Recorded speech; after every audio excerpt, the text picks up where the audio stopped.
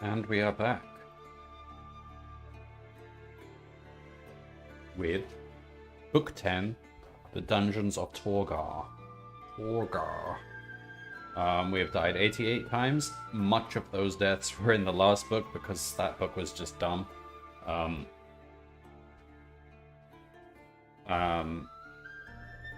It was a good book until the final boss. The final boss is just unrealistic to beat even if you've got max combat skill.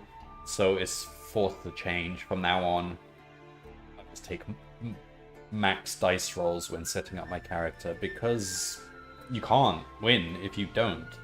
All that happens is you just have a low level character, you just die in the book and restart until you get good odds. I mean, you can think of it as akin to like Baldur's Gate and stuff, where at the beginning of the game you would just roll dice as many times as you liked until you got the stats you wanted.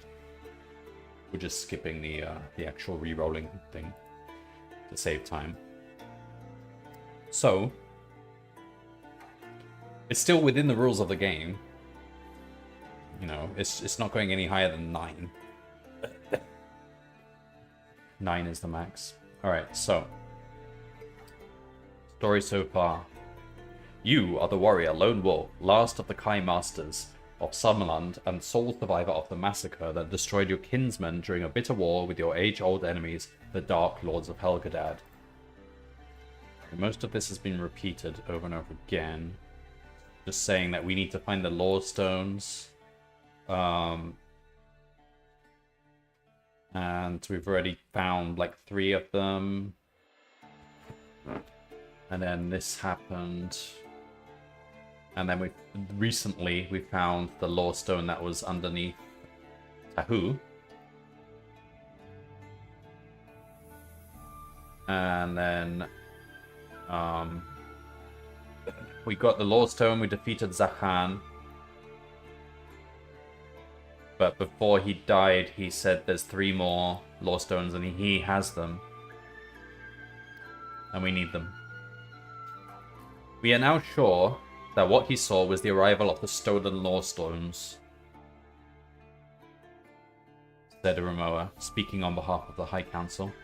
They radiate a goodness so strong that Gnag could not hold them in the Darklands, but had to move them to Torgar.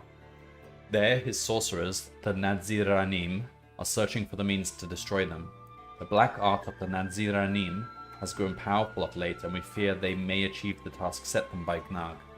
Therefore, we must act quickly and with utmost secrecy if the Lore Stones and the Magna Kai quest are to be saved.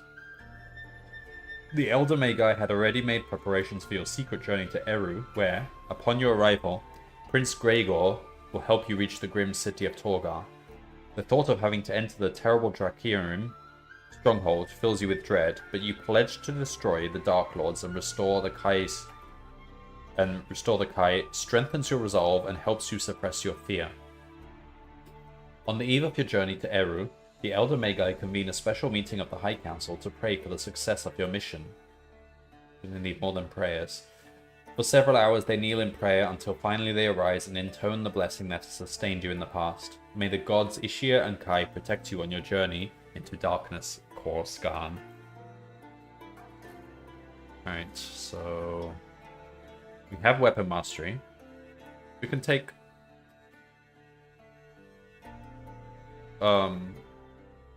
another weapon mastery, let's say spear or something. Alright, we've got curing. We've got Psy Surge. So I would take Hunt Mastery, because that gives us the extra combat as well.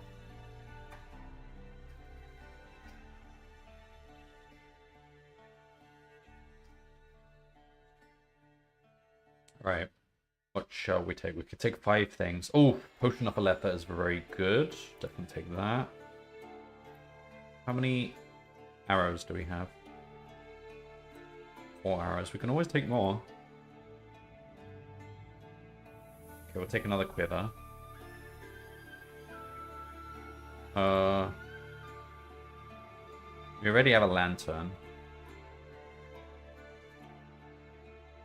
We'll take... Do we have a rope? No. Take a rope.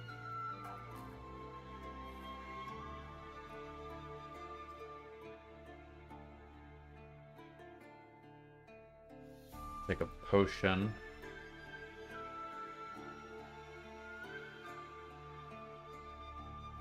Just take the other lantern, why not?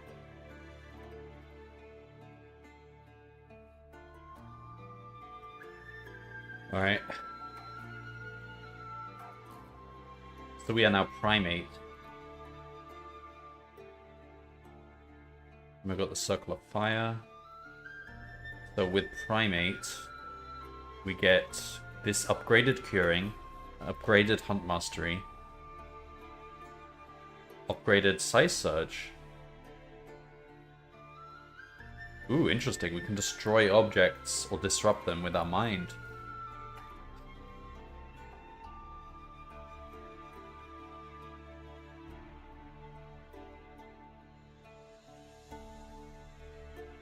Okay. Alright. We begin. I'll just get my coffee.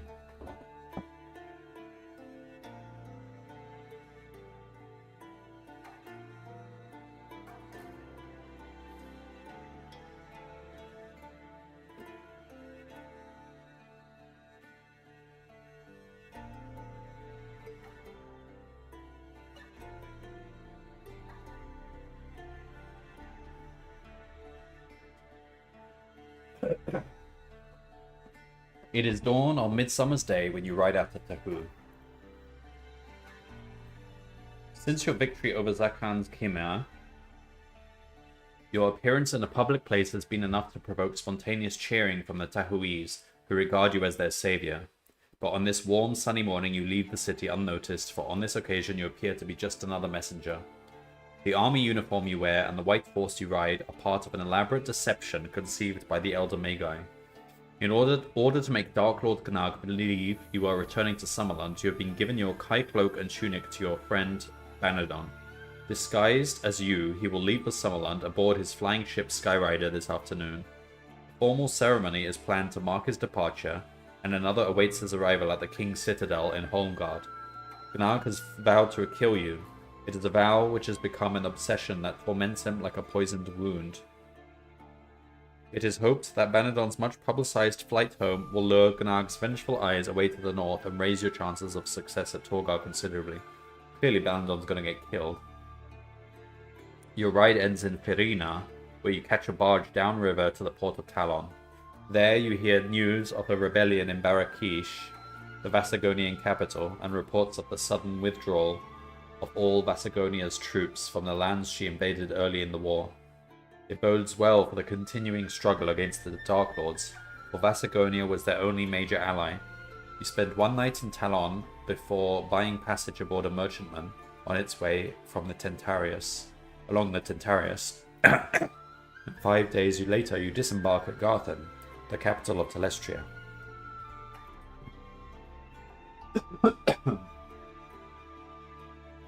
Telestria was overrun in the early days of the war, but the neighboring country of Palmyrian came quickly to her aid.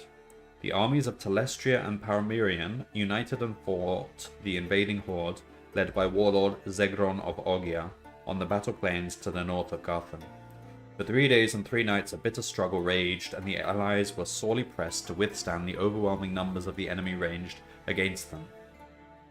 But on the morning of the 4th day, the unexpected arrival of the dwarven army of Bor was to seal Zegron's doom. His mighty force crumbled, and the survivors, fleeing northwards in chaos, were pursued relentlessly. The latest news tells of the allies' capture of Zanar, a major Ogian stronghold, and their continued advance westward along the Blackshroud Trail.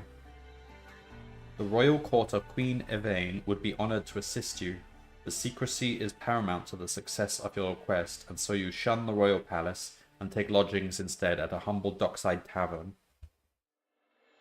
There you arrange transportation to Eru aboard a brigantine bound for Humboldt, the Eruan capital, and leave next day on the noontide. Upon your arrival, you make your way to the city's ancient quarter where the Elder Magi have arranged a clandestine meeting with Prince Gregor. In the cellar of a disused warehouse, the young prince waits patiently for your coming. Like you, he is dressed in the clothes of a messenger in order that he can walk the streets of his city incognito. He welcomes you with a salute. bringing his hand diagonally across his chest, and assures you that your true identity is known only to him. For over an hour, you discuss your plans and listen to the prince recount some of the events that have disturbed the peace of Eru. 2 years ago, Drakarim renegades from the Hammerlands attacked and overran his northern city of Luomi. The inhabitants were slaughtered, and the holy temple of Luomi, around which the city was founded, was looted and burnt to the ground. Only recently did he learn from the Elder Magi that the ancient temple held the Lawstone of Luomi, one of the 3 Lawstones now locked in Torgar. At the time of the attack, the prince's army was too small to repel the invaders, and he was forced to abandon the city as well as the bordered town of Tsetsa. But in the past month, he has joined forces with King Sarnak of Lenchia, and together they have recaptured Luomi and driven Baron Shinzar and his Hammerland rebels all the way back to Setsa within 30 miles of the border. The prince invites you to accompany him to Luomi, where he is to resume command of his army and lead them to battle. He provides you with a fine Eruan steed and a new disguise that will enable you to travel through Eru without drawing undue attention to yourself. Dressed as an Eruan Pathfinder, one of an elite unit of woodsmen who operate in the harsh territories bordering the Hellswamp, you ride north with the prince's entourage and arrive at the city 5 days later. Every house, stable, tavern, and municipal building are filled to overflowing with knights and men-at-arms, but despite their cramped billets and meager rations, the soldiers of Eru and Lencha are in good spirits, for tomorrow they march against a foe they have already beaten in battle, and most are eager to finish the job once and for all. You are given lodgings within the main citadel of Luomi, and later that evening, after the princes attended a war conference with King Sarnak, you meet in private to discuss the next stage of your quest. There are 2 ways to reach Torgar, says the prince, as you study the map given to you by the Senate of Tahu. You can cross the river Brol and make your way northwards through the Mogador forest, or you can go to Percy and seek out Seb Jarrell. He is the leader of a brave band of partisans who have ambushed and resisted the Dracarium ever since they invaded. If there is a path to Torgar between the Hellswamp and the Isle of Ghosts, he will know it.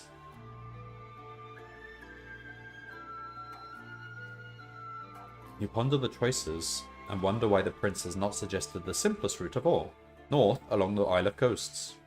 When you mention this, he shakes his head ominously. The isle is cursed, he says, pointing at the map with an accusing finger. Few have ever come out of that dreadful place alive, and of those poor wretches who have survived, only one has kept a grip of his sanity. His name is Seb Jarrell. Next day, you rise with the dawn and prepare to set off on your journey to Torgar. There are 2 routes open to you. You can ride to Percy and seek out Seb Jarrell, the partisan leader, or the only man who can guide you through this treacherous wilderness, or you can accompany Prince Gregor to battle at Setsa. If his army beats the Dracarium and forces them to retreat, the way across the river Brawl will be open and you will be able to approach Torgar under cover of the Mogador forest.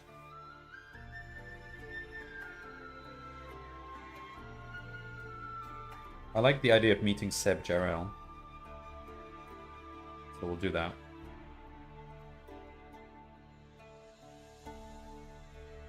Also,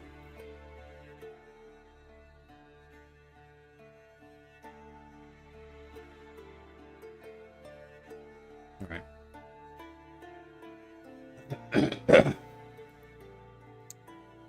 Just grab my copy.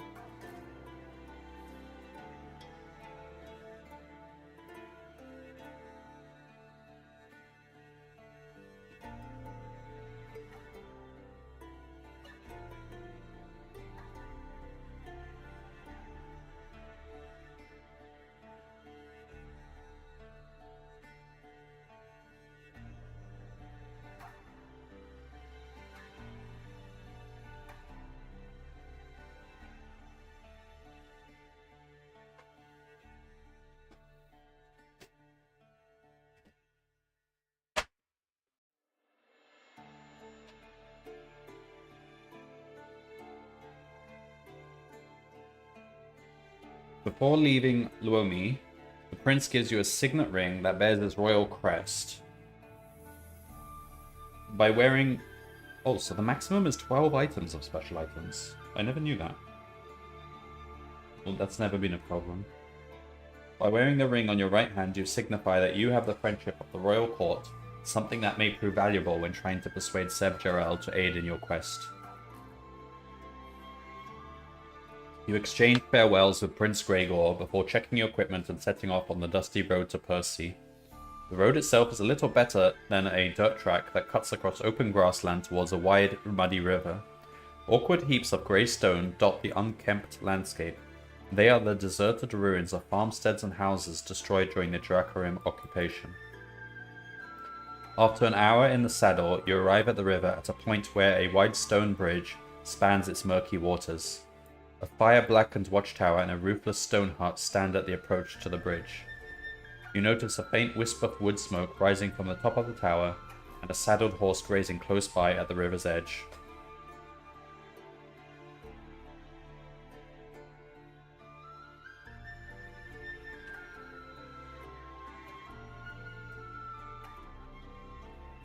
Okay, we'll investigate the watchtower.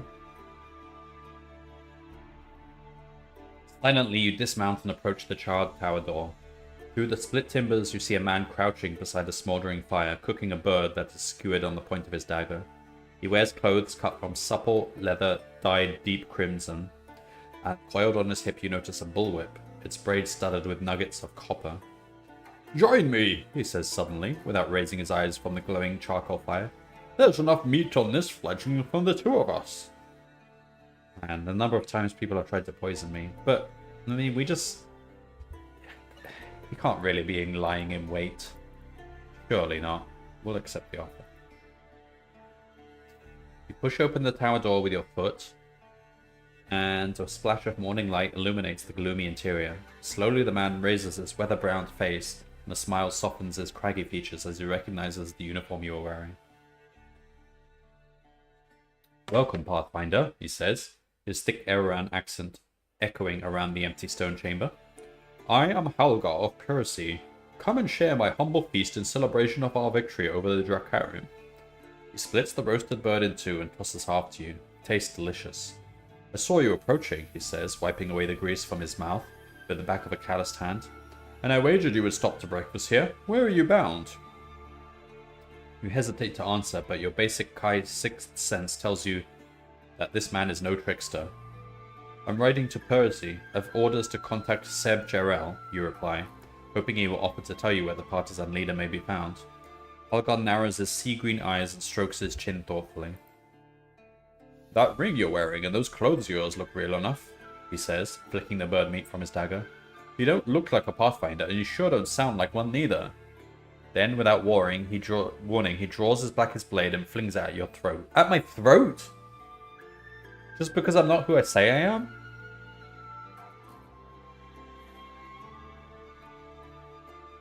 The fuck? Instinctively, you dodge aside, but the dagger gouges your neck before embedding itself in the door behind. The man curses as he pulls free his studded leather bullwhip and lashes out. With deadly accuracy, the plated whip snakes towards your throat. Seriously? Oh, he's quite tough. I mean, we've got the edge here.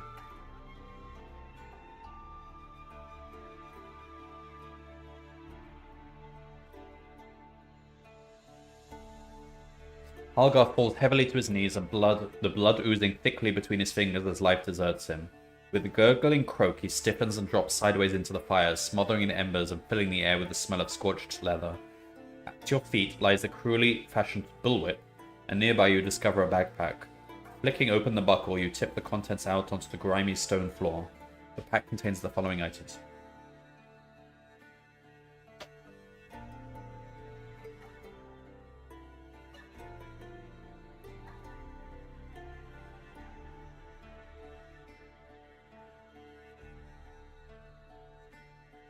Set into the floor, you discover a wooden trapdoor that gives access to an empty cellar.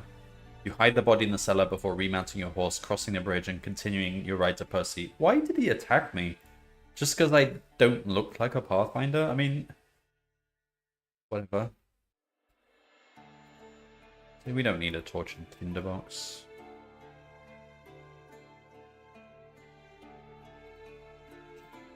The road beyond the river takes you into thick forest and a dense canopy of branches arches overhead.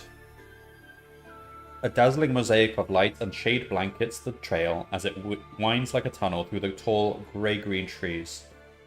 Gradually, the trail becomes rougher.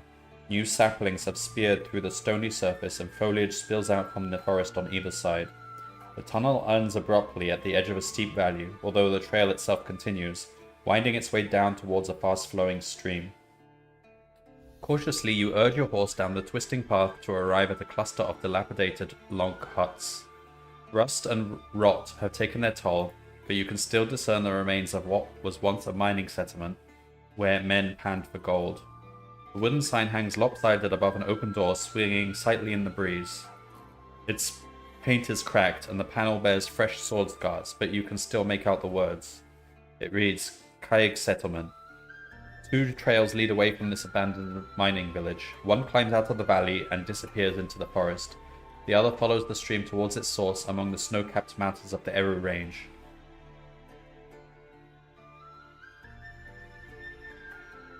Well, we don't really want to go into the snowy mountains. It's going to be cold there. We'll go out of the valley. Stoically, your horse climbs the difficult track out of the valley towards the crest. You hope to catch sight of your destination from this ridge of high ground, but because of the lush foliage, you can see little of what lies ahead. Densely packed trees and bushes reduce visibility to less than a dozen yards. It strikes you as the perfect environment for guerrilla warfare, and you can readily understand how Seb Jarrell and his partisans have managed to ambush and evade the Drakarim so effectively for 2 years. Further along the narrow trail, you come across the grisly remains of one such ambush. A score of severed Drakarim heads, still encased in skull-like helms of black iron, have been impaled upon a line of wooden stakes. They serve as a grim warning of what awaits any Drakar who dares to venture beyond this point. It is soon after sunset when you arrive at Percy. Fog swirls through the gloomy streets and crooked alleys, but you can see light seeping from chinks in the reinforced shutters and doors of only a few of the cabins. You bring your horse to a halt and dismount beside the steps of a large log hut that serves as both a general store and tavern. Your steed neighs uneasily, drawing your attention to a group of stony-faced men who are advancing along the street. Torches blaze in their work-worn hands, casting a vivid yellow glow in their suspicious eyes as they approach you warily. Their leader, who is dressed in the uniform of an Eroan Pathfinder captain, steps to within inches of your face. Coldly, he stares into your eyes, his jaws set in a rigid sneer of contempt. "Have you forgotten how to salute, soldier?" he growls menacingly. "Or perhaps you're not a Pathfinder after all. Perhaps you're just another skulking Drakirim spy." You notice that several of the men carry bore pistols, primitive but very deadly weapons, especially at such close range. If you are to save your skin, you had best salute the captain immediately.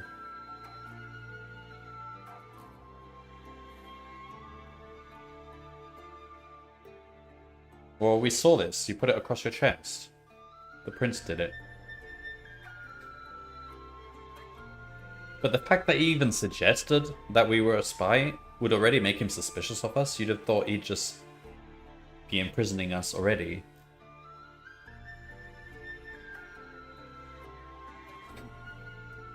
The captain grunts his approval and returns your salute. Then he catches sight of your signet ring and suddenly his mood becomes much more friendly. He orders the townsfolk to lower their pistols and return to their homes, and begrudgingly they obey his command. "Come," he says, placing his hand on your shoulder. "You must be thirsty after your day's ride." He pushes open the tavern door and draws aside a tattered leather curtain. A dozen pairs of eyes look towards you as you enter, stare briefly, and then return to their own business. "I see you come to Percy with the prince's favour," says the captain, casting a glance at the ring you wear as you raise the tankard of ale he places before you. "What news do you bring from the royal court?"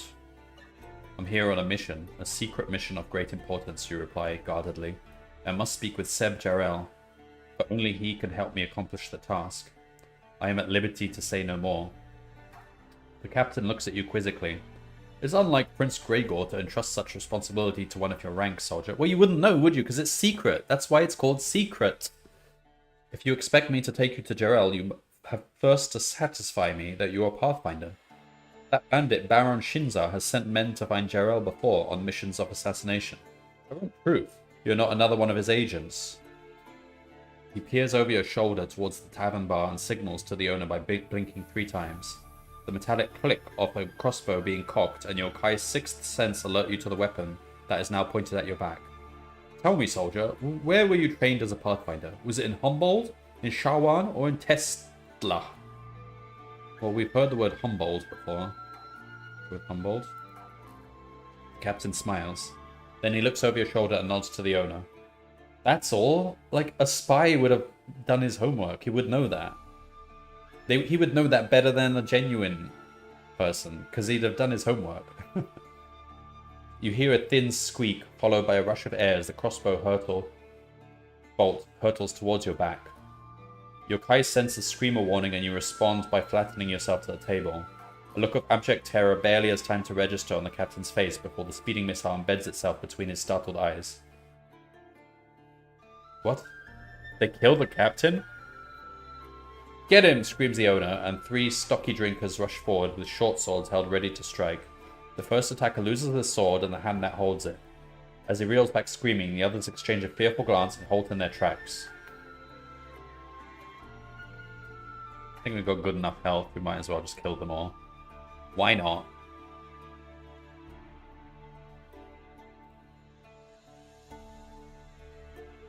Oh, we lost too much health there. Okay.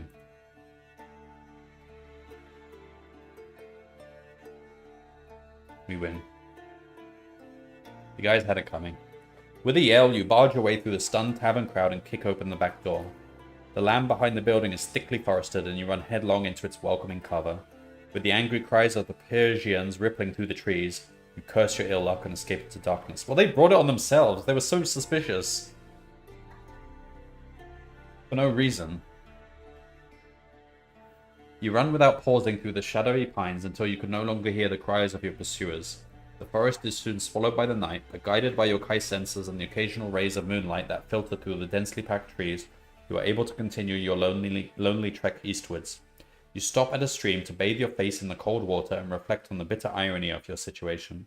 The people you had hoped would help you now pursue you as their enemy. It is a cheerless situation, but you do not allow it to defeat your resolve to reach Torgar and recover the stolen lore stones. Gradually, what begins as a suspicion becomes a nagging certainty that you are being watched. Your senses detect an evil presence lurking in the surrounding trees, and you decide to forego rest and keep moving until dawn.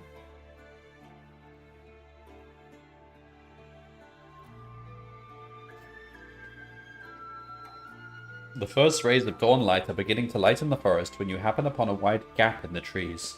A dark shape, large and rounded like a furry boulder, lies curled up beneath the branches of a pine at the edge of the clearing. In the distance, a crow caws nervously, stirring the shape from its slumber with a half-hearted call of warning. Your pulse quickens as you recognize the outline of a big black bear. A noise to your left diverts your attention from the waking bear, and to your horror you see a pack of leathery black akatas creeping towards you through the undergrowth, their feral eyes aglow with bloodlust as they latch onto your scent. With a howl they leap forward, clawing and biting as they drag you to the ground. Seriously? We're quite damaged. Alright, we'll have to take this potion.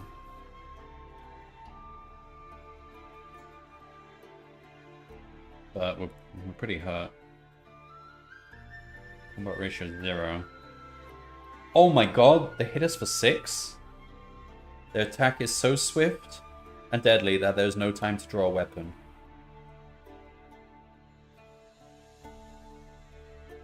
Well, we are drawing a weapon. The gruesome clack of their fangs fills your ears, and white-hot pain lances through your arms and legs as the Akatas snap shut their powerful jaws. Desperately, you kick and punch, rolling over and over through the undergrowth until you break free of their crushing bite. Weak from loss of blood, you stagger to your feet and unsheathe the weapon just in time to meet their renewed attack. So we get +4 from Mind Blast, so it's doubled. And if we do Sight Search, we add another 4, but we would just die, wouldn't we? Fuck. We can use the Potion of Aletha, we probably should.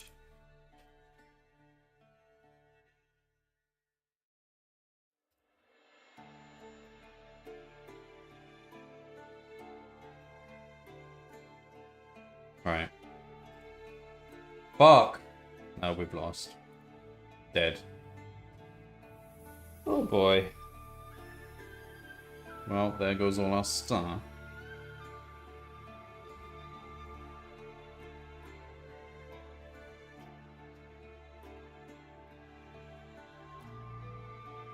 Alright, I am...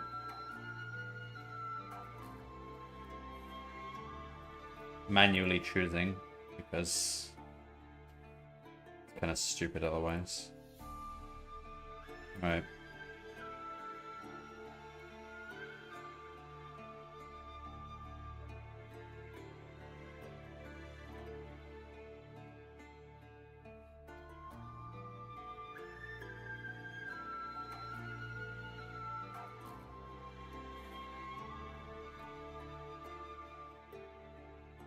Oh, yeah, we have to start from scratch now.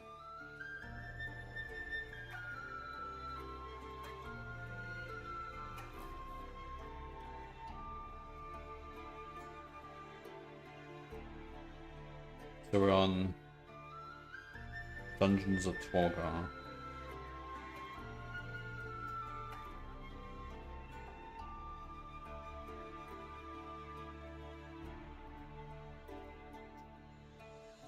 Alright.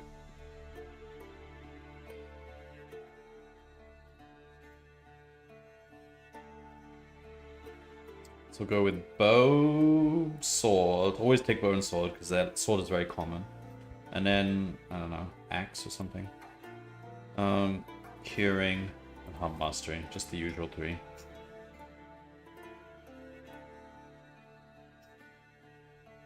Alright, so we'll take a bow, quiver, sword. That one.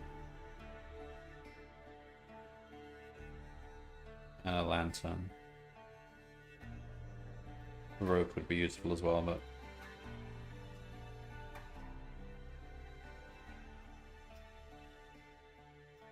Alright, I still want to go to Percy, but we might change it next time. Also, we never looked at the map. Let's have a look. Gatan and surrounding territories. So we are...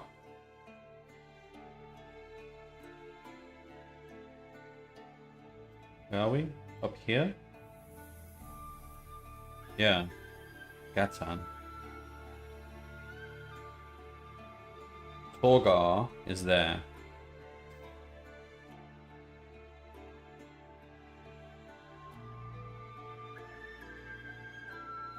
But where are we starting?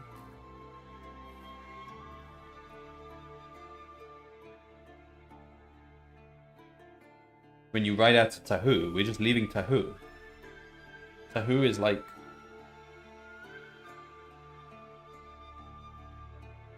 Where's Tahu?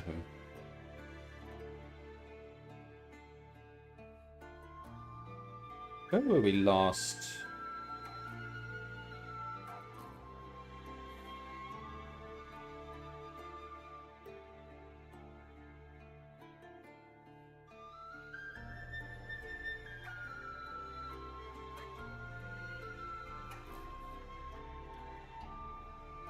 Where were we last book?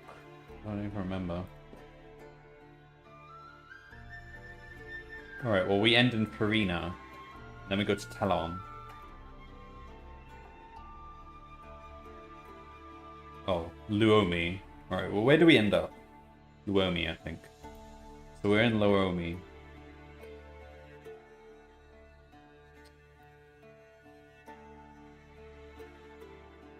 At the bottom there, alright. So we want to get to Torgar, and we are currently here in Luomi.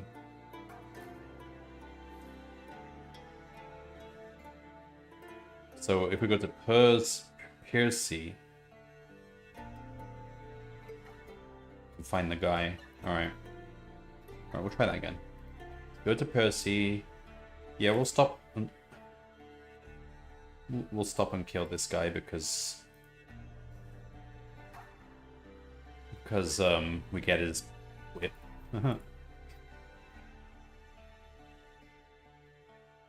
Alright, take the whip and the torch in the tinderbox and the bottle of water. Alright, and then we go here. So we could have gone to the forest. Yeah, I still want to go to the forest. And then we salute properly. So we said Humboldt last time. That was wrong. Charwan, Tesla. Let's look at the map. Are these even on the map?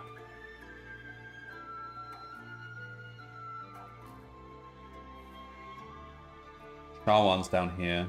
Alright, we'll go with Charwan. Very well, says the captain. He looks towards the bar and shakes his head. Your muscles tense as you get ready to dive to the floor, but to your relief, all you hear is the owner placing his crossbow on the counter. I shall take you to Jarrell, but you must agree to wear a blindfold.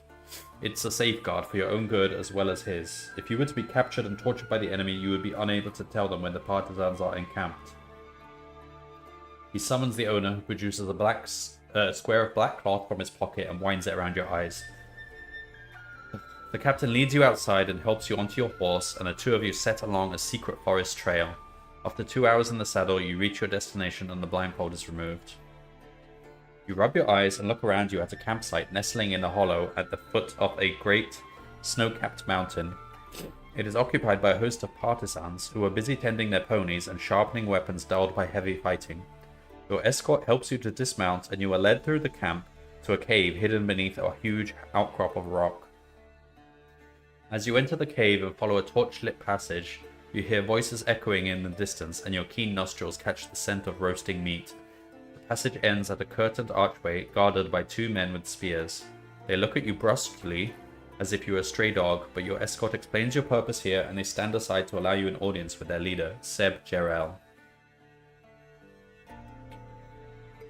Beyond the curtained arch lies a cavern bathed in the flickering light of a log fire.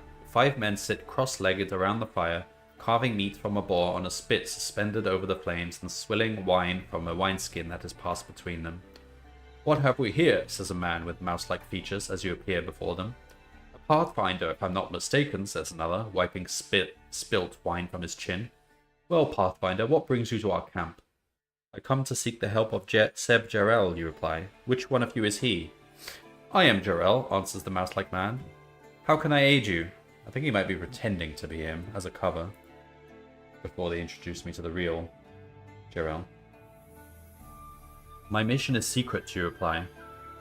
"If it is to succeed, it is vital that it remains so." You glance at the other men seated around the fire, and they return your glance with suspicion. "They are my brothers. Whatever you wish to say to me can be said in front of them." No, I'm suspicious.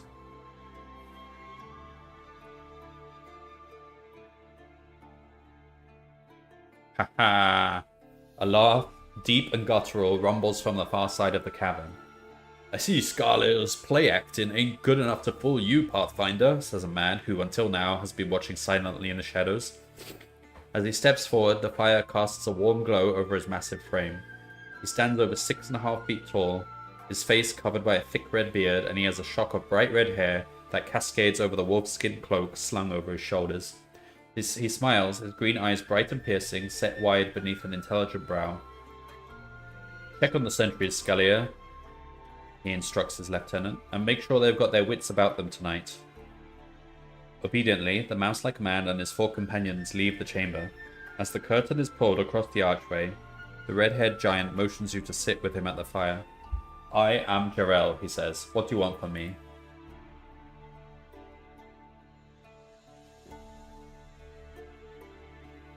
The partisan leader listens patiently as you recount the many events that led you to seek his help. He sits staring into the fire, his eyes fixed on the flickering flames as he digests every word you say and considers their consequences carefully. At length, having heard your earnest appeal for him to guide you, he raises his eyes from the fire and holds you with their piercing gaze. "You speak with courage and wisdom, Kai Lord. It is rare to find these virtues present so strongly in one so young. The help you beg me to provide could cost my life, yet you offer no reward save the thanks of some distant land and the slender promise of a better age. However, I feel compelled to help you, for in my heart I know you are the one who can deliver us from the perpetual shadow of the Dark Lords." He rises and bids you follow him as he walks to the archway.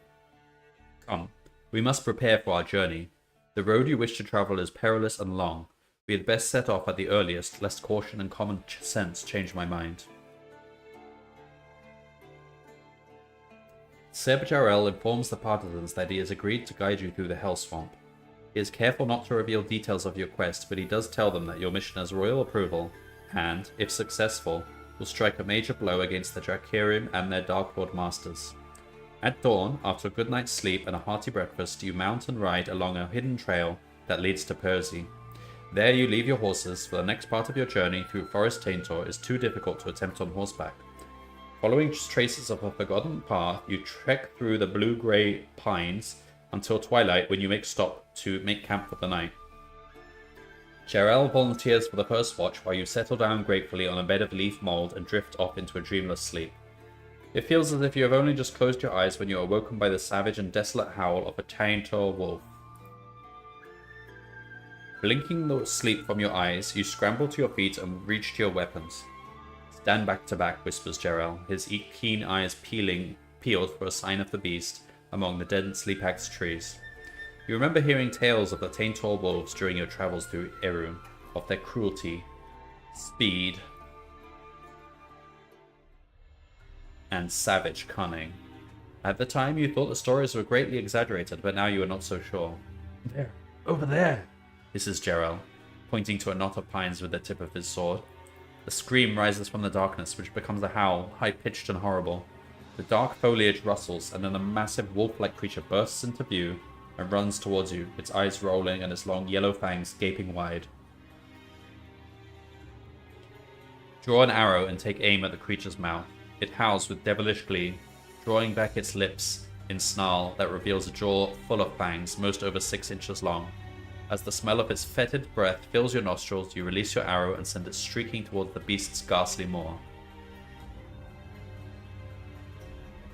Your arrow passes cleanly through the creature's mouth, tearing a jagged hole in its furry jowl.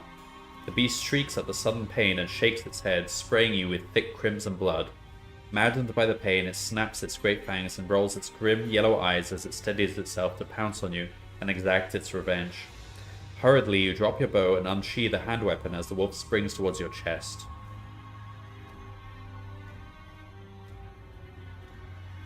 Alright. Okay, good. 1, 2, 3, 4. We almost... Jarrell appears at your side and delivers a blow that rips open the evil creature's heart, but his timely aid has diverted his attention from the forest where the danger still lurks. A pair of feral eyes glint in the moonlight, and another beast charges forward and flings himself at Jarrell's unprotected back. You lift your weapon and move to strike as the creature comes flying through the air. Owing to the momentum of its attack, you have only one chance to deflect it from your companion. Your blow is strong and deadly accurate. It lays open the wolf's chest and cleaves its heart in two, sending the beast crashing into the dense undergrowth amid the spray of its own foul blood. Breathless with exhaustion and fearful of what may still be lurking unseen in the shadows, you gather up your equipment and follow Jarrell. He is anxious to get away from the dead wolves before the smell of their blood attracts more of their kind or worse. Shortly after dawn, you discover a track which winds its way northwards through the rough-barked pines. This old game trail will lead us down to Smuggler's Nook, says Jarrell, chewing on a piece of dried meat he has pulled from his pack. I reckon we should get there this side of noon. His prediction comes true, for it is mid-morning when you arrive at a ragged group of plank huts on the bank of a fast-flowing river. At one time, these shanties were the thriving center of illegal trafficking in gold and gems. The citizens of Percy, who mine these rich resources in the Eru range, used to smuggle their precious cargoes out of the country by boat, choosing to risk the dangers of the Hell Swamp rather than pay the prince's taxes. It was only after the prince decreed the death penalty for such smuggling and employed pathfinders to help enforce his law that the Persians finally gave up their illegal trade. Be right back.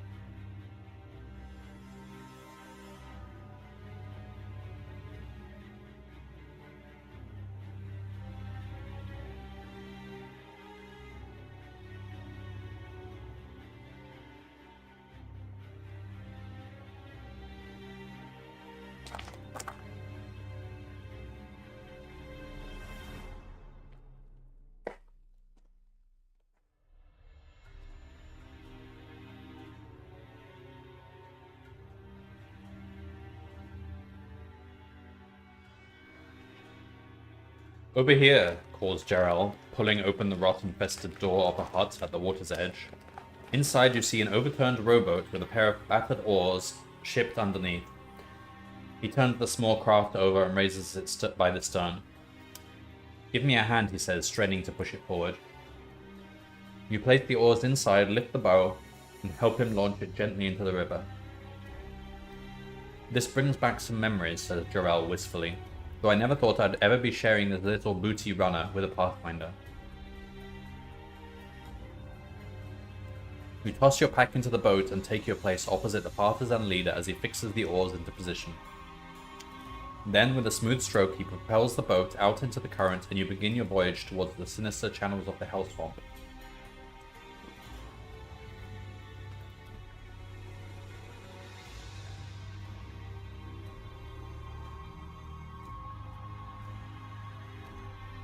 The first day of your voyage is smooth and uneventful. The strong current bears you steadily northwards, and Jarrell is content to allow the boat to drift with the flow, while he enjoys the warm sunshine and your conversation. You learn much about your guide in the land of Eru, and in return you recount the legends of Summerland and tell of your adventures in the realms of Magnamund.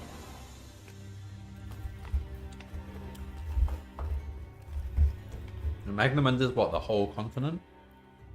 Yeah. The whole world, I think.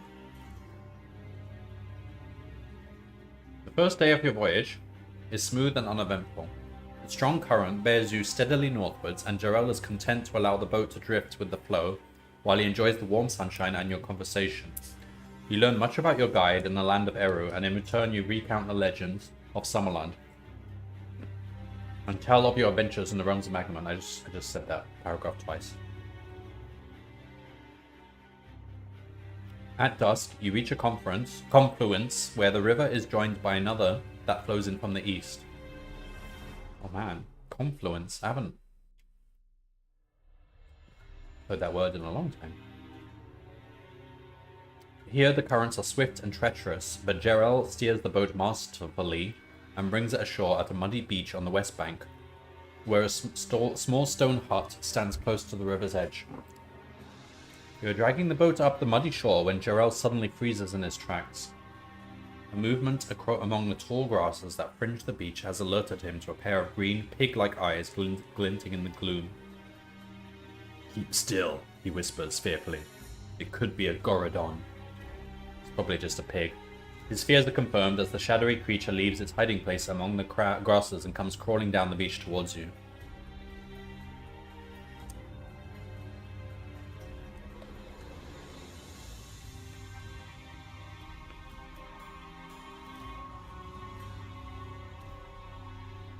As the lumbering reptile draws near, your first reaction is to run for the safety of the stone hut, but you are prevented from doing so by the sticky knee-deep mud.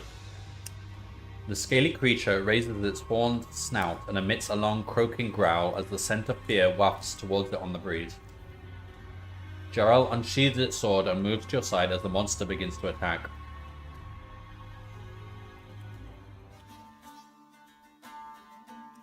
We halve any endurance losses.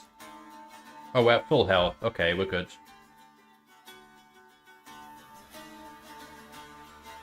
Oh damn, we're still losing a lot though. Okay. The grisly reptile writhes and twists until with a final tremor it ceases its convulsions and settles into the mud.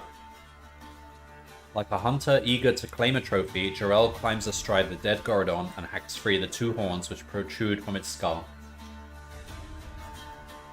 There are potion makers in Humboldt who will pay a grand price for these, he says, wiping his blade on the body of the dead beast.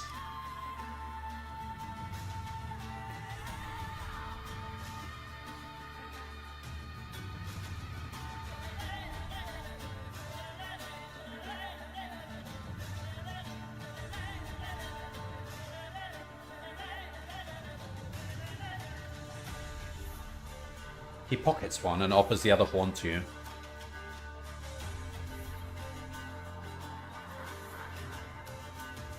That night, you make camp in a stone hut. It is a little better than a hovel, but at least it provides shelter from the rain, which begins to fall shortly after dark, and is still falling when you set off again at dawn. The dull grey hours pass uneventfully until the wooded shoreline gradually gives way to a wilderness of slime-laden mudflats and twisted petrified trees. Here, the current is weak, and you are forced to row in order to make progress through the brown, scum-flecked water. Jarrell sits at the prow, his wolfskin cloak drawn close around his shoulders to keep out the chill rain. He stares fixedly ahead as he guides you through the narrow channels that bisect this evil-smelling swamp. Twice you find yourself caught in watery cul-de-sac and have to retrace your course, but as the light begins to fade, you catch sight of an island that promises firm mooring and a place to camp overnight.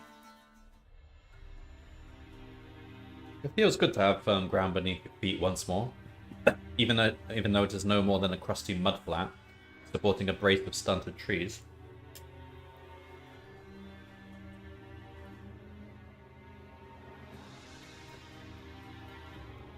Jarrell ties the boat to one of the twisted trunks and settles down to sleep while you make the first watch. Your rumbling stomach reminds you that you have not eaten today, blah blah blah. The night sounds of the swamp make you uneasy, but your watch passes without event.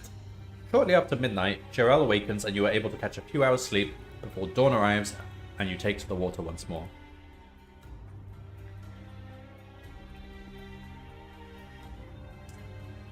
The third day of your voyage is accompanied by a cold west wind that blows across the desolate swamp and chills you to the bone. Clumps of twisted grey foliage line the channel along which you row, releasing nauseating clouds of gas as your bow wave laps at their rotting roots. At length, you pass by these poisoned shrubs and reach a wider waterway where the current flows against you. "We must be getting near the Torg estuary," says Jarrell, now having to labour at the oars in order to make headway. He continues for a few minutes more, and then, just as you're about to take your turn at rowing, the mouth of the River Torg looms into view. You swap seats with Jarrell and take up the oars. The flow is much stronger here at the river mouth, but you are rested, and you row with a strength and determination that overcomes the current. You have travelled over 10 miles upstream when the bow rams against a submerged obstruction. The boat is near the middle of the river and you can see no obvious hazards, such as shoals or mudbanks. But it is stuck fast, and no matter how hard you row, you cannot free it.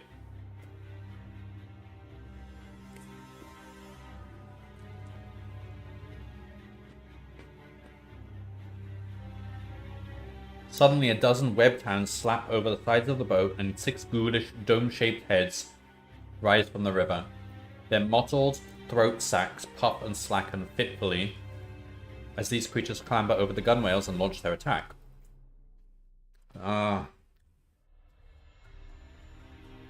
Sequali is what they're called. Oh, we're not very well healed. Okay. Okay. That's right. As you dispatch the last of the amphibians, Jarrell grabs hold of the oars and begins to row with all his might.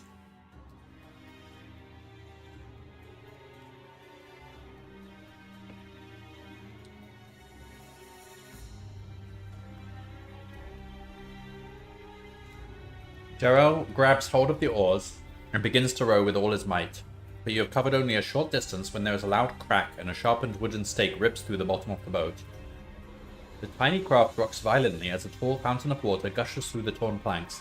Then suddenly the boat capsizes and you are pitched headfirst into the murky river. A web at hand claws your leg, but you kick out savagely and break free of its clammy grip. Free of your unseen attacker, you strike out for the south bank and drag yourself cold and shaken up onto the muddy shore.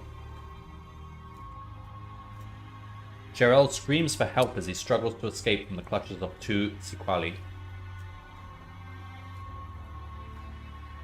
They latch onto his wolfskin cloak and drag him beneath the water. He surfaces, sword in hand, but is pulled under again, and this time he does not reappear. A trail of bubbles and a patch of red water drifting with the current are all there is to mark the grave of Seb Jarrell. Ah. For an hour you sit staring at the river, mourning the loss of your brave companion. Your heart is heavy with the grief of his passing, but you do not permit sorrow to become despair.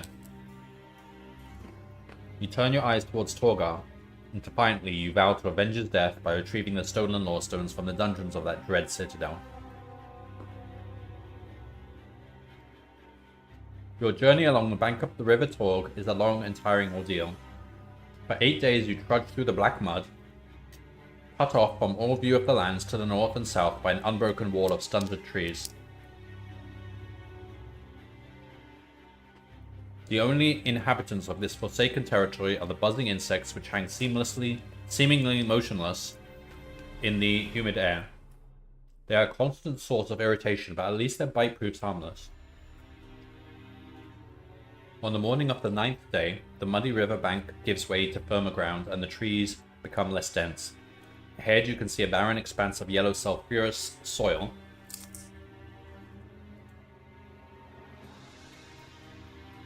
that marks the beginning of Nadul Ritsaga foothills. You can also see a road of broken stones disappearing into the distance.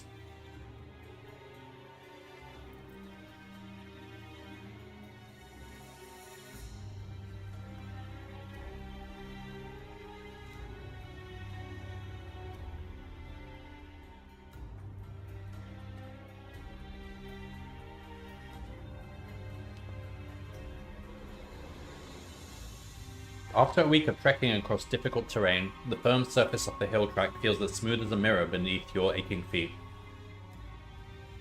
By noon, you have put 10 miles behind you and have reached a bridge which crosses a sickly yellow stream flowing down from the surrounding hills. You're about to continue your journey across the bridge when you hear a rumble of hoofbeats and see a group of horsemen shrouded in dust riding along the road towards you.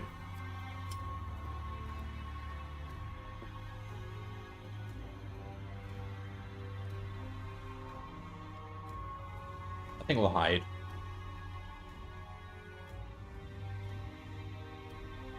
Swiftly, you dive beneath the bridge and wait with bated breath as the horsemen approach.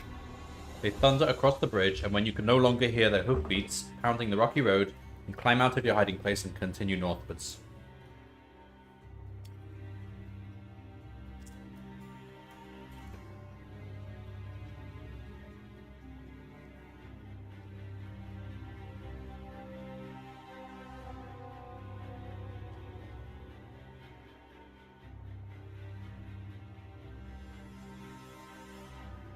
The road winds upwards through the arid hills until it reaches a ridge of yellow rock.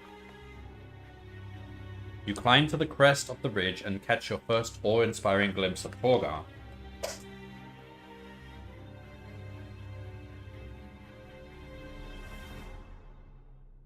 The walls of this grim city fortress stand upon the brink of a ravine cut deep by centuries of rushing water.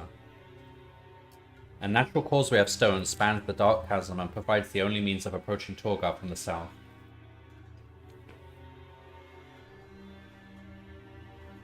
It has an enviable position and its defenses seem impregnable. It commands the only road into the barren land of Gatan, and any who dare travel that road must pass over the causeway and through the city's great iron gate. In the past there have been few who would venture willingly to Torgar. But now the causeway and its approaches swarm with such men. They are the soldiers of Telestria and Parmirion, and they have come with their engines of war to lay siege to this grim Dracoran fortress. Less than a mile from the ridge stands a cluster of tents, perched on top of a hillock, which overlooks the siege works. As you approach them, a group of knights appear from the largest tent and command you to halt. One of them, an officer, recognizes the uniform you wear and bids you enter the tent to meet his commander. All of the knights are armed, and you decide it prudent not to refuse the officer's request.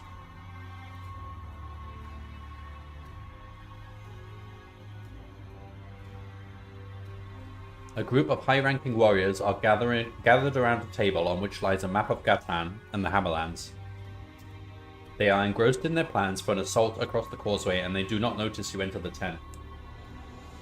The officer speaks with one of the lords who leaves the table to come and question you.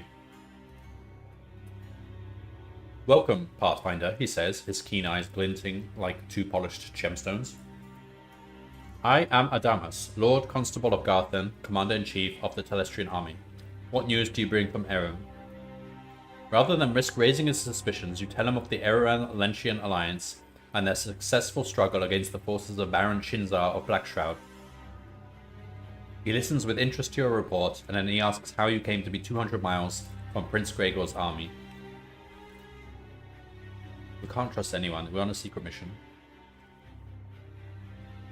The warrior lord looks at you reproachfully, and from a pocket of his surcoat he takes out a glittering gem. The elder Magi of Desi have bestowed upon us generous gifts to aid our fight against the Darklands, he says, holding the gem in the palm of his hand.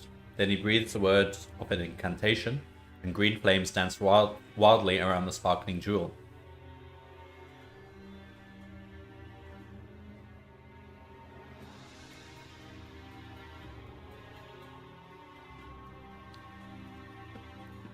Blinding pain stabs at your head as pulses of psychic energy prise open the secrets of your mind. Lord Adamus commands you to reveal your mission and your true identity, and you are powerless to resist.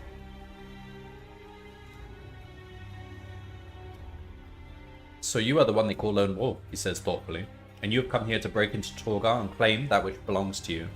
How strange it is that our goals should be so similar. Come, follow me. Perhaps cooperation will hasten our success.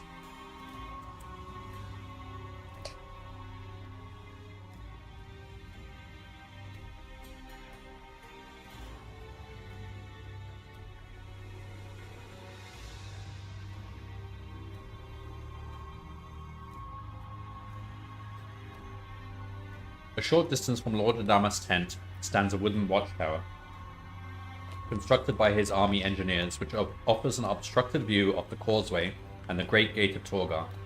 As you reach the top of its rickety ladder and step onto the platform beside the Lord Constable, he recounts the events that have led to the siege of this city fortress.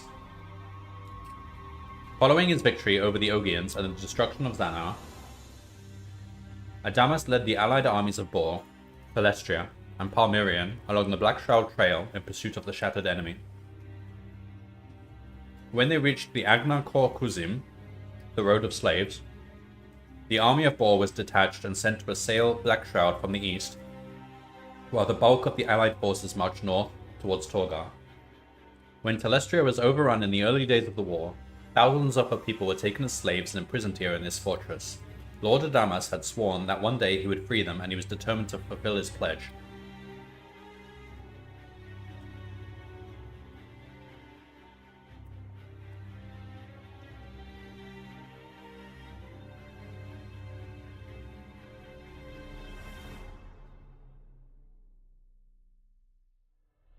During the march north, a great battle was fought near the wastelands of Zutezna against two Jack armies led by Dark Lord Kragenskull and Dark Lord Schlanzor.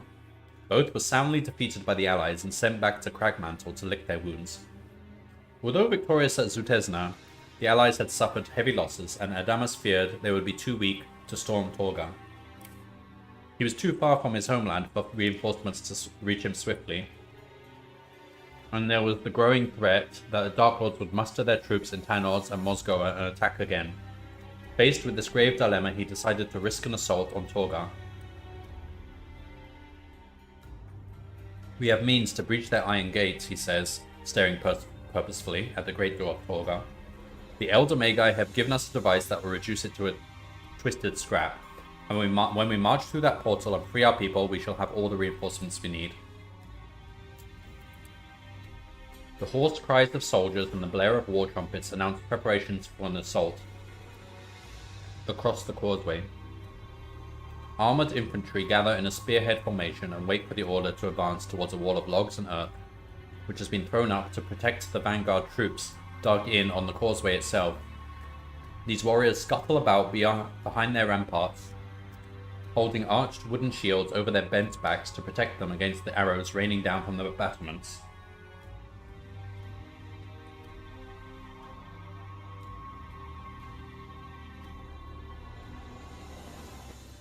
The iron gate stands less than 50 yards from their position, and this approach is heaped with the bodies of those who have fallen during previous assaults. You accompany Lord Adamas as he makes his way through the massed ranks of infantry and enters a trench which zigzags towards the causeway. He stops at a log-lined hollow dug out of the trench wall and speaks with the captain who is lying there nursing a broken arm. The wounded officer hands him his leather satchel, and Adamas continues along the trench until he reaches the center of the causeway. There you both take cover with the vanguard and peer through a slit in the log wall at the formidable entrance to Torgar.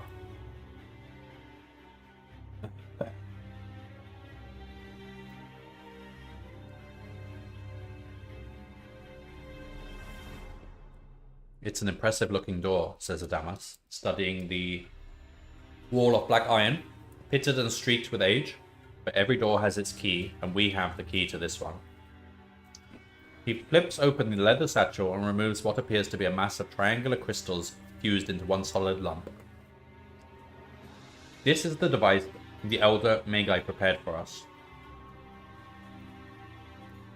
It has to be placed at the foot of the door and is activated by pressing this shard, he says, pointing to a sliver of crystal protruding from the side. The thing explodes 10 seconds after the shard is pressed. Calmly, he takes a coin from his pocket and flicks it in the air. One of us must place the device, he says, as he catches the coin. We're the only two left who stand a chance of surviving the run. He nods at his clenched fist and invites you to call heads or tails. Choose heads, I guess. When he opens his fist, you see that the coin shows tails.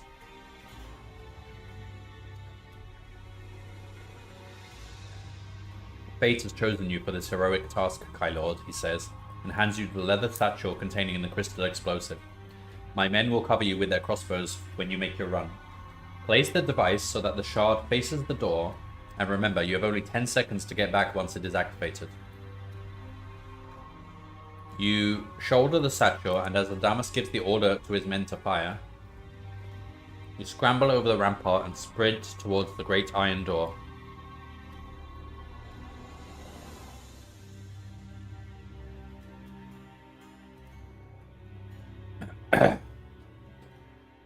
The shouts of the defenders and the metallic twang of the vanguard's crossbows echo across the causeway as you sprint headlong towards the door.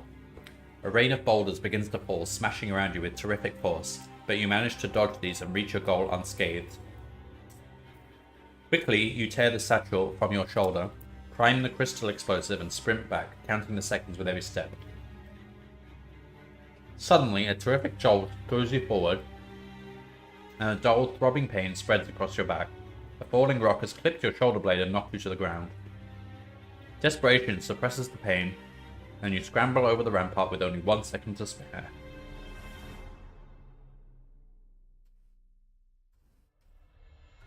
The crystal explodes with a blinding flash, releasing a bolt of sun-like energy that tears a massive hole in the 1-foot-thick iron plate and transforms what little remains into red-hot slag. The shuddering concussion jars the entire causeway, and fragments of glowing metal fall all around you. Triumphant cheers rise above the thunderous boom that is rumbling through the ravine, as the spear point of Adamas' army surges across the causeway towards the ruined gate. You take your place beside Lord Adamas and charge through the smoldering gap, leaping over the charred and broken remains of the Dracarum who were caught by the blast.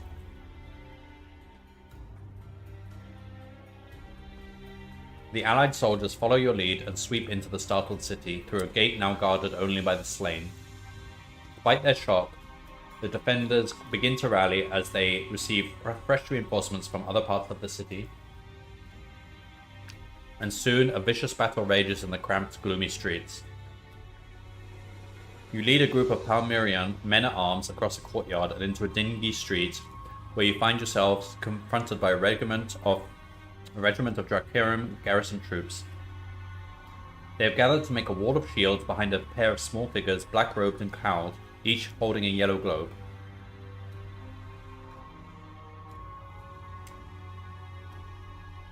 The two robed figures utter a sinister curse and fling their globes into the air.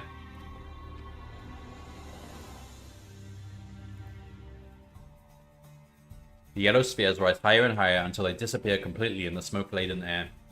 The Palmyrians are eager to engage the enemy. and rush forward with their weapons drawn to strike, but before they fall upon the Dracarium, the yellow spheres fall upon them with devastating effect.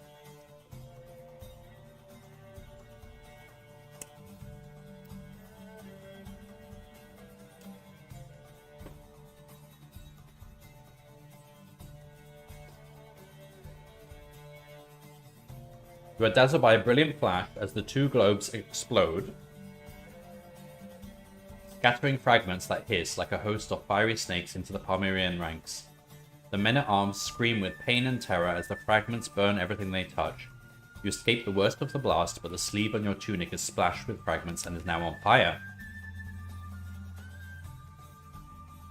The flames burn ferociously before you are able to extinguish them. Oh, bollocks. We're quite hurt. Less than half of the Palmyrean men-at-arms have survived the devastating attack. They reel back towards the courtyard, and you manage to pull them into a circle just in time to defend against the Dracarium, who are charging along the street. We should probably use the combat potion now.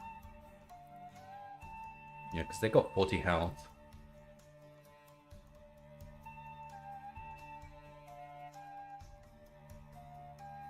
But this is not looking good. Fuck. Fuck. Dead.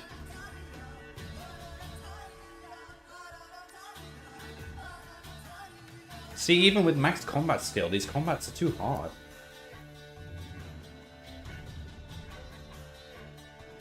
Well.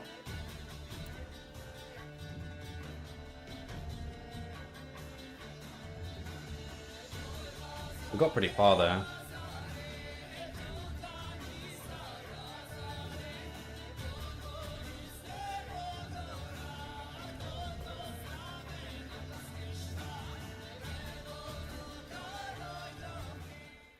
Try again. Alright, so...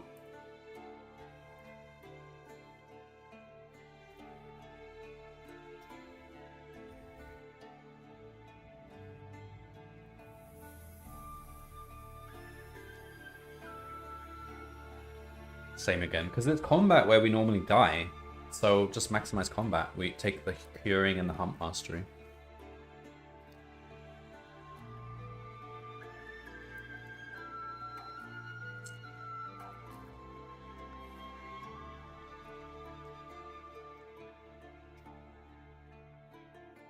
Definitely take that. 1, 2, 3, 4. 5.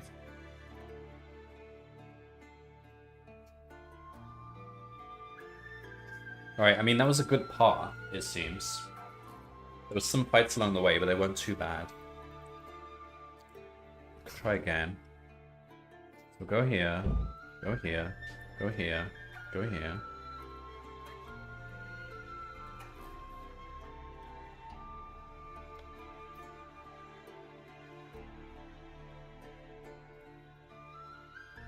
Take the stuff. Go to the valley.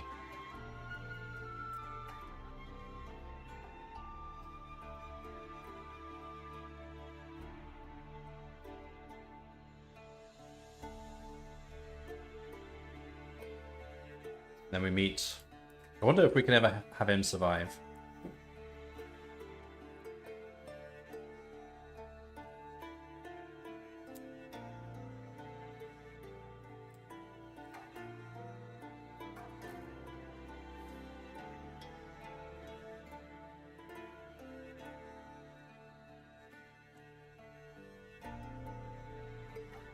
Alright, and then we take the boat and we get attacked by this thing. We're kind of okay, I think. Oh, it's -6. Fuck. We don't lose much health here.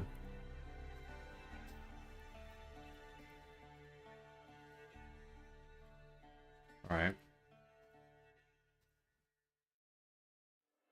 Alright, how good are we? 12. And then we face this. Oh, fuck.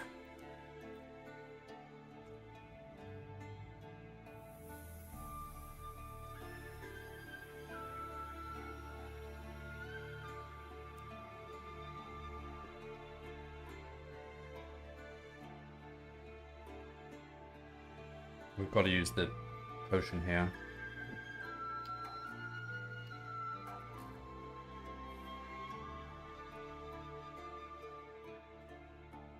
But even then, oh man. Dead. See? Combats are just not very balanced, are they?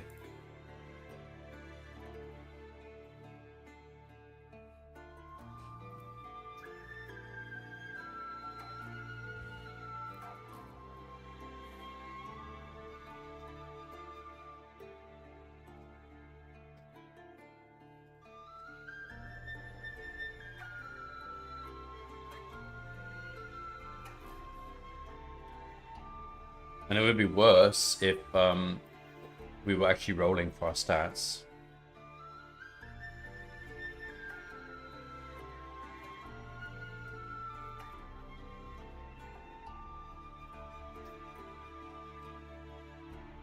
One, 2, 3, 4. And we might actually need the potion. Yeah, I'll take a potion.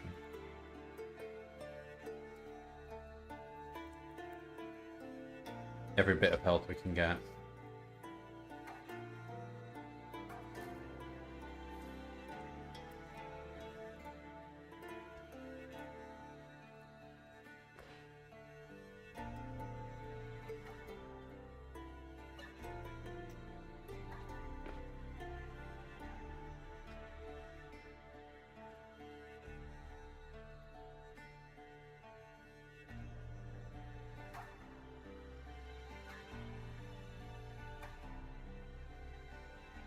Right, are we healing? Okay. Reasonable.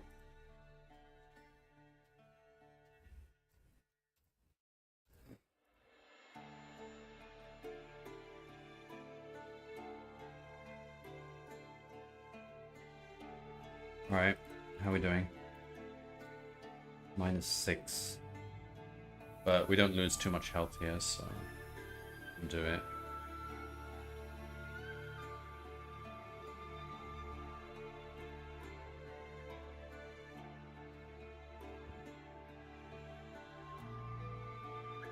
-6 again. This is where we died last time. 13 health. For God's sake.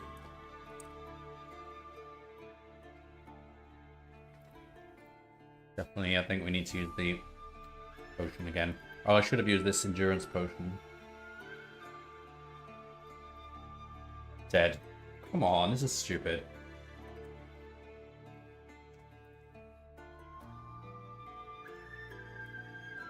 It's not that hard to fight, but it's just RNG.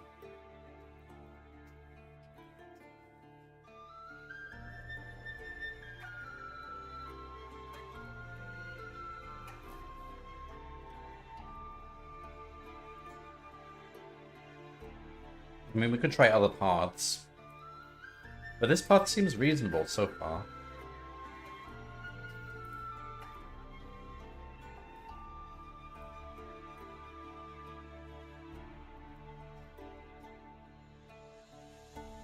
Take the potions.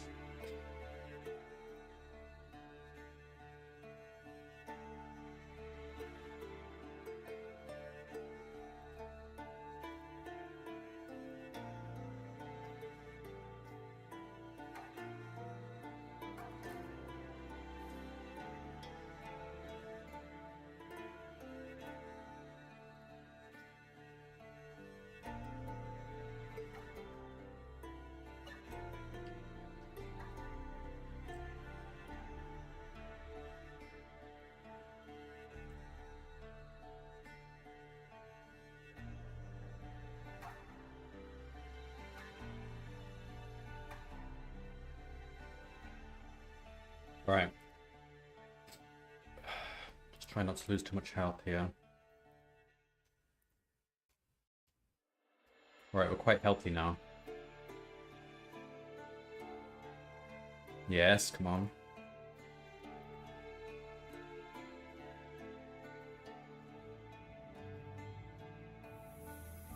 Alright, before I turn the page here, what are we on? 20. 20 HP.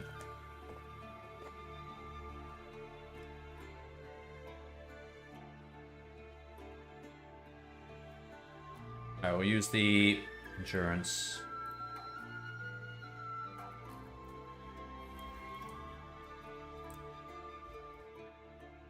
Alright, what are we on? 26.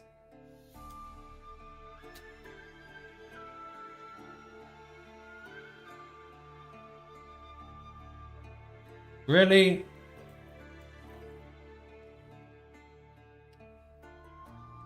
Come on.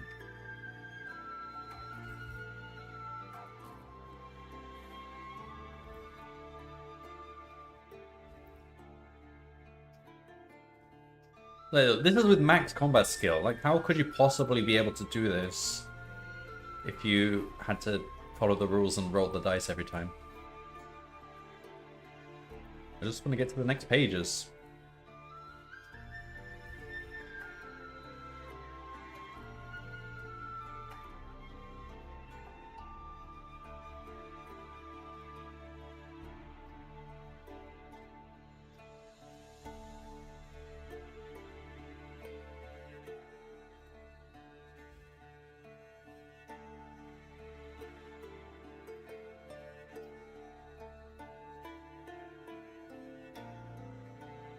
Okay, go to Percy, do this, yes, yes, yes, yes, yes, yes, yes, yes, yes. Wow, we got hurt a lot there.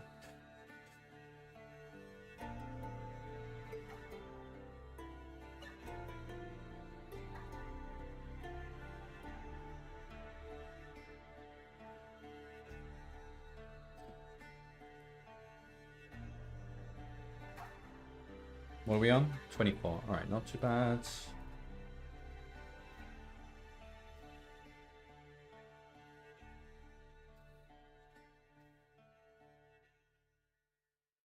And then this one should be okay.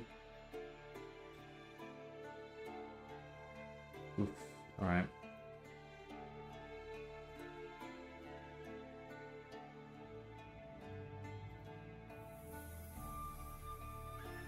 health. Right. Use the endurance potion. Blackish. Wait. Oh, we get to ambush it. This is better. That's more like it.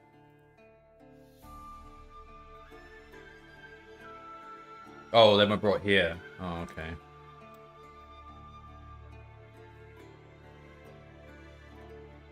Damn it.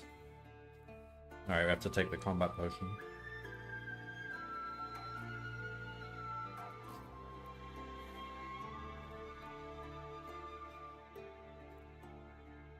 Come on, let it...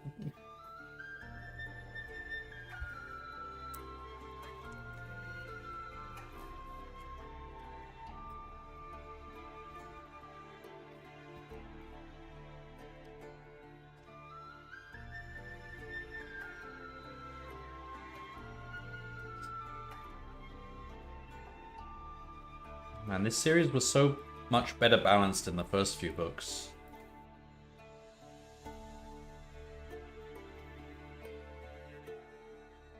Like... now it gets really repetitive. Having to just restart over and over and over again. I don't know, it's just not as well written as before.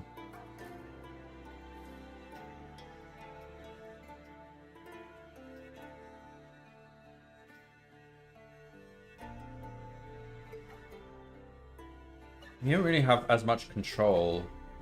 We don't have much control, full stop. It'd be nice if there was a bit more depth in the fights, like more items you can use, more options you could have during the fight.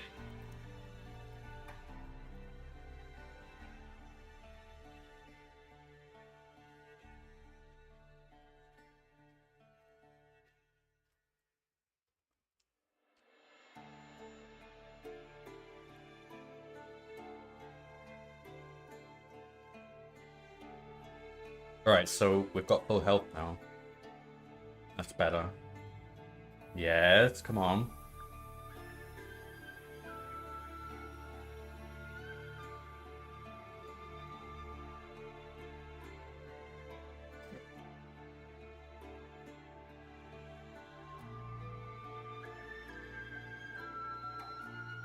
Alright, and before this...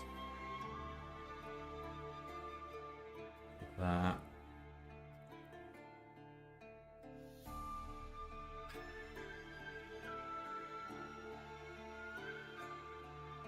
Good, no.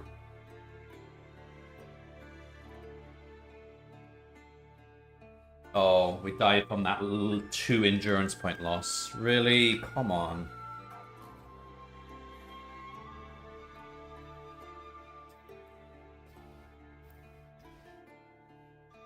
And whatever comes afterwards is going to be even harder, so...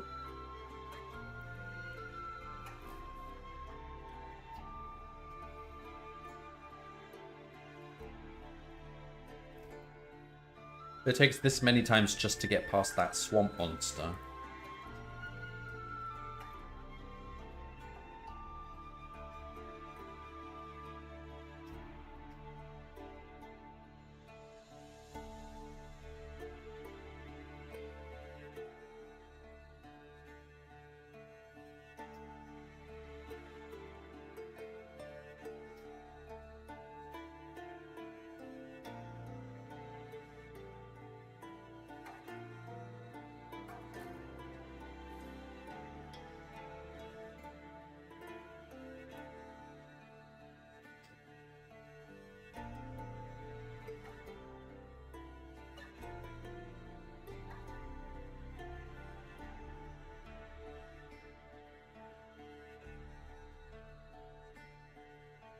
Alright, we've saved a lot of health there, that's good. Yes, that's more like it.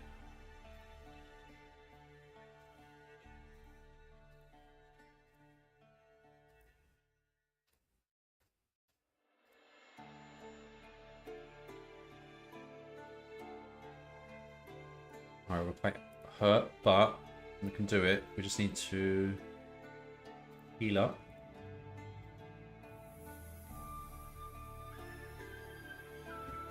One, two...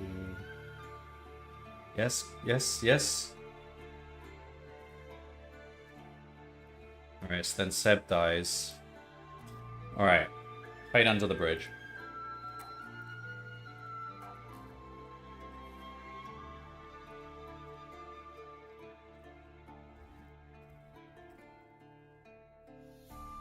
Right, Tails. Because he'll do it then.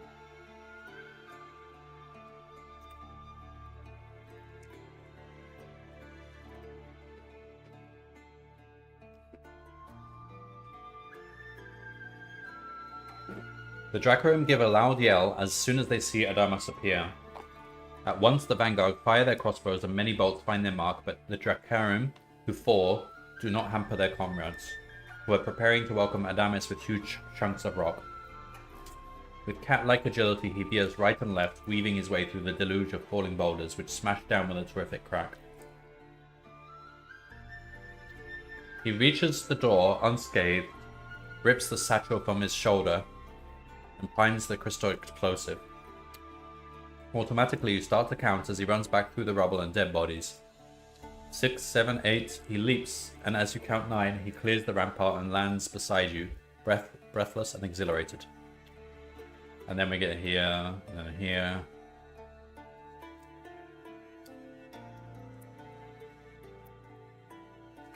And then we have to fight the garrison. Man. But it's not too hard, it's just we don't have much health. Fuck! Come on!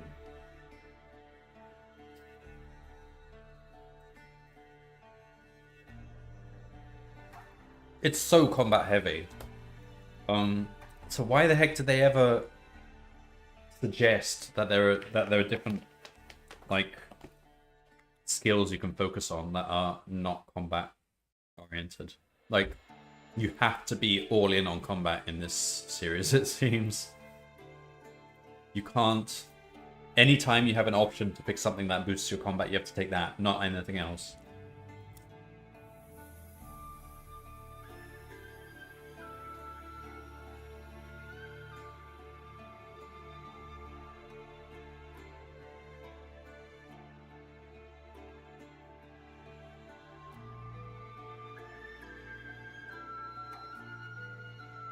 Alright, last try, and then I'll end the stream. And next time we might try the different path, where we go with the prince instead. See if that works out better.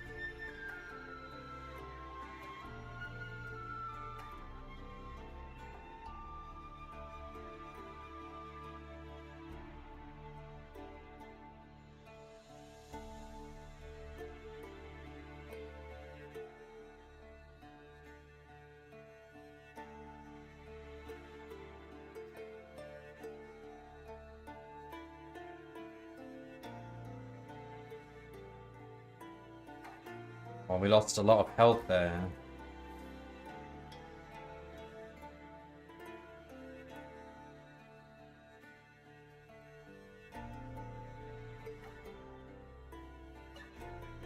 Okay, not too bad, but we are really hurt now.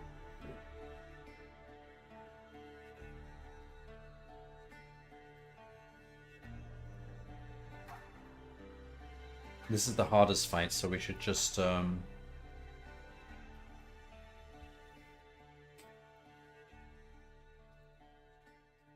use the potion here.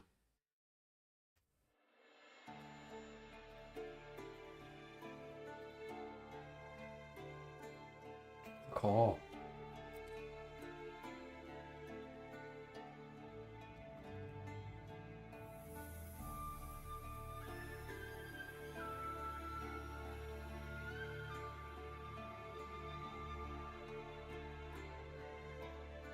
Last go. And then next time we'll try a different path.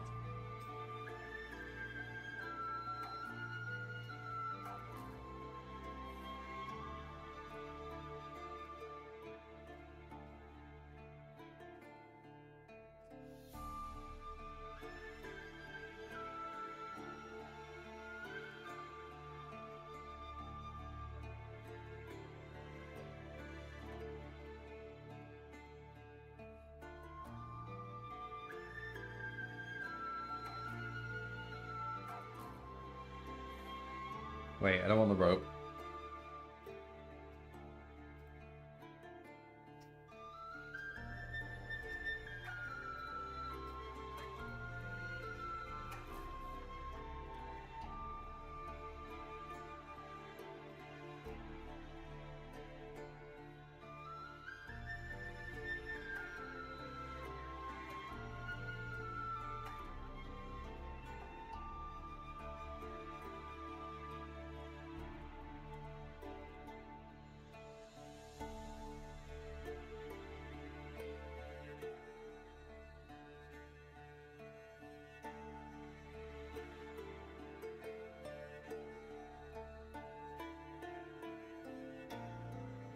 Okay, we're quite healthy now.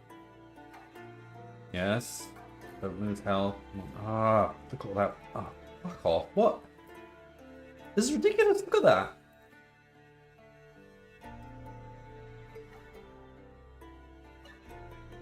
Oh my god.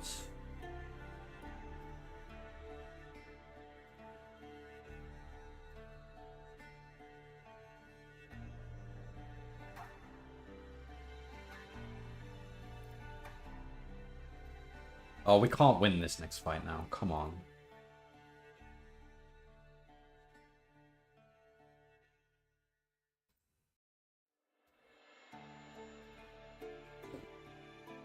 Dead. This is... Oh, getting in this situation again. But this is happening earlier on in the book, which actually is a good thing. It's worse when it's just the final boss.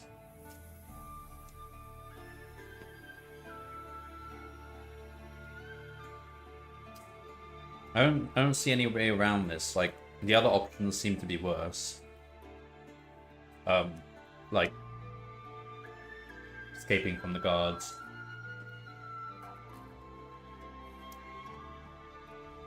Alright, next time we'll try a different path altogether. We'll go with the prince. Wait. I also had the option to go to the mountains instead of the valley. Could try that.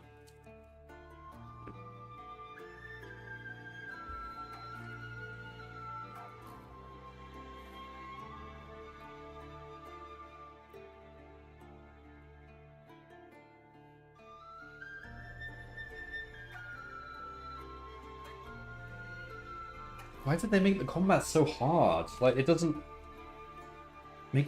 It makes the book really repetitive.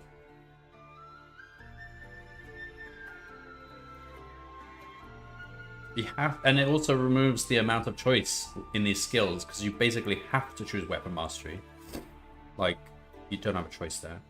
You have to choose curing. It's like, you can't not choose curing. That's the one thing I've always taken. And hunt mastery is probably the best that pairs with weapon skill. Especially with this thing, reducing loss in surprise attacks. Like, the only other potential option is Sight Surge, which also increases your combat skill, but a lot of enemies are immune to that.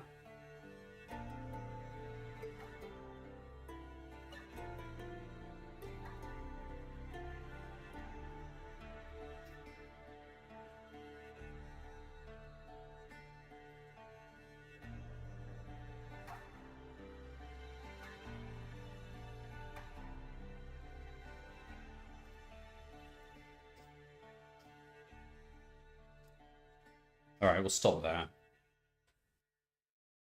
Huh. Ridiculous. At least there's a different path we can try. Hopefully it's yields success or something.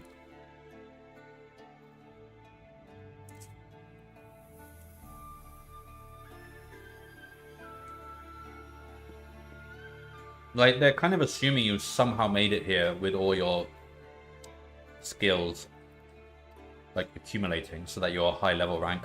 But that doesn't change your combat skill. And combat skill is what I'm losing on. All that does is let you take up more of these skills, which are mostly not combat related. And maybe have special weapons and stuff that you carried from before. But there's not many. There's the Summer Sword, which, I mean, it'd be crazy if you somehow still had it at this point.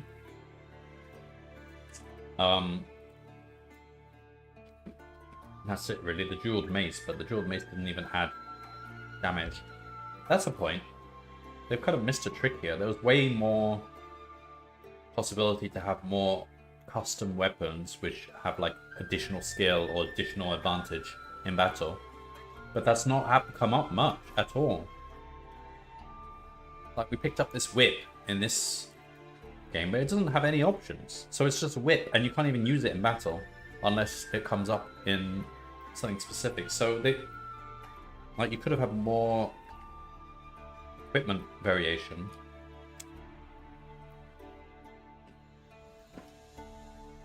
Alright. Alright, whatever. See you next time.